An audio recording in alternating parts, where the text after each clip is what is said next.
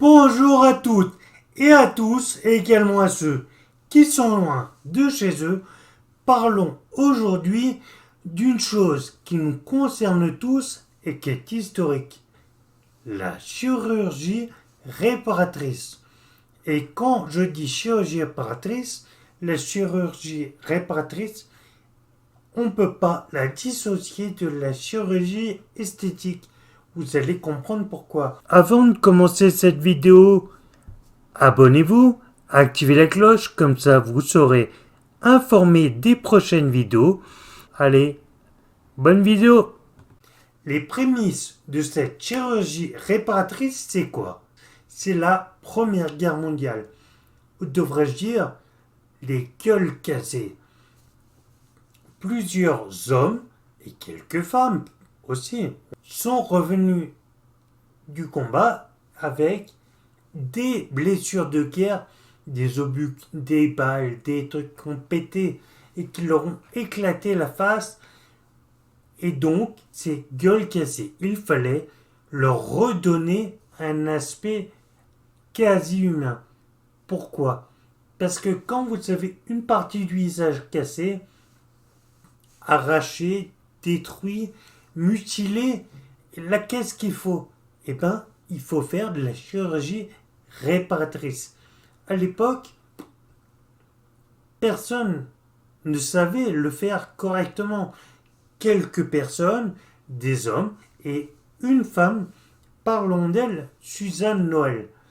Madame Noël, qui était chirurgienne, s'est penchée sur ces grands mutilés de guerre et a aidé à leur redonner un aspect à peu près humain. Par la suite, les médecins qui ont vu ces grands blessés, ces grands mutilés de guerre, ont voulu apporter un peu d'aide à d'autres personnes. Et c'est là qu'est arrivé également, en parallèle de la chirurgie réparatrice, la chirurgie dite chirurgie esthétique. On veut améliorer quoi? On trouve qu'on a des rides, on trouve qu'on a un front qui est pas beau, des seins qui ont un problème, une oreille qui nous plaît pas. Donc, il y a des médecins qui sont penchés là-dessus, Suzanne Noël également, pour faire cette chirurgie esthétique. Et le développement de la chirurgie esthétique, qui peut paraître un peu fou parfois, a permis à ces médecins d'aller dans du pointilleux, dans ce qui ne se voit pas. Faire des cicatrices très fines, voire absolument belles. Et quand je vous dis ça, et bien encore une fois, je vous parle de moi.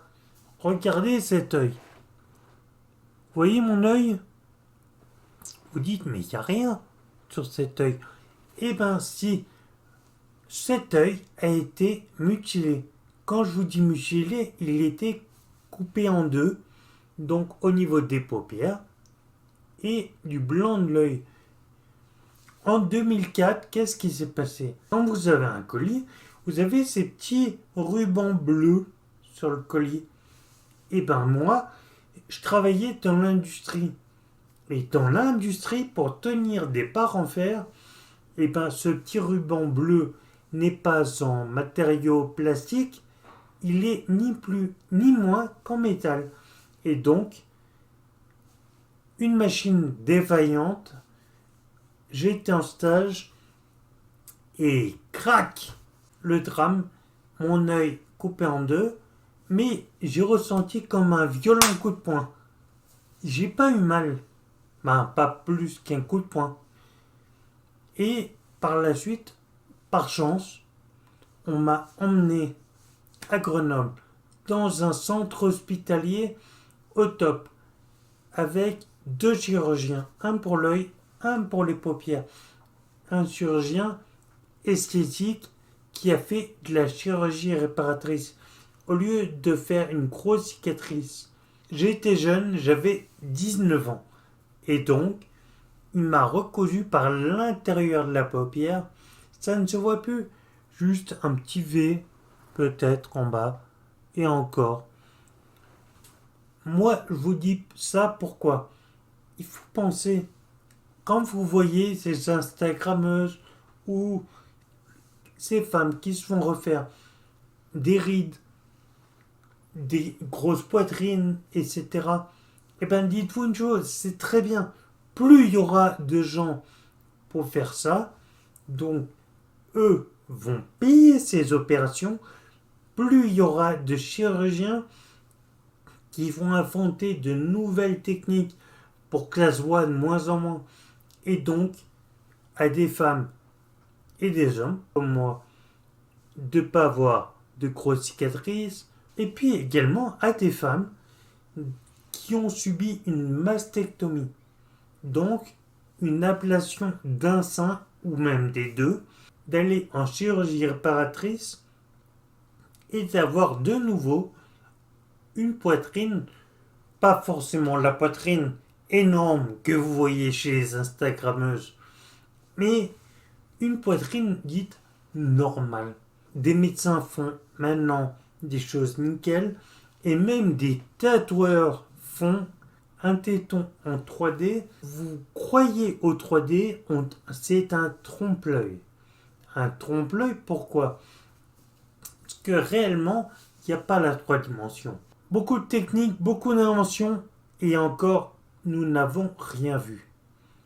Je vous parle d'imprimante 3D pour aujourd'hui faire de la peau. Et puis peut-être que par la suite, ces médecins qui sont dans l'esthétisme vont réinventer de nouvelles techniques. Nous sommes à l'aube de nouvelles techniques. À nous de laisser les médecins avancer. Il ne faut pas aller n'importe où et n'importe comment. Après, à vous de voir. Avant de nous quitter, moi ce que je vous dis c'est abonnez-vous, activez la cloche, laissez-moi un pouce bleu, un petit commentaire et à bientôt pour une nouvelle vidéo.